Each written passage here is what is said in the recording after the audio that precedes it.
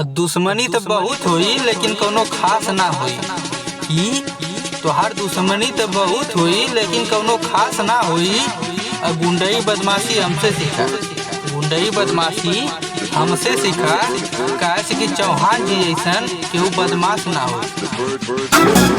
अरे बानी हम गले चौहान जी के दुश्मनी हर जिला करेला लेकिन केहू का खास ना हो। गुंडई हर जिला करेला लेकिन केहू खास ना हुई।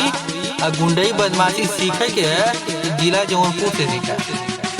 गुंडई बदमाशी जिला जौनपुर से सीखा। काहे कि जौनपुर जैसन केहू बदमाश ना हो। पाला जौनपुरिया से पार जाई गोरी, बाई करके छोड़ दे जान तो डोरी। बनिया जवानिया के जान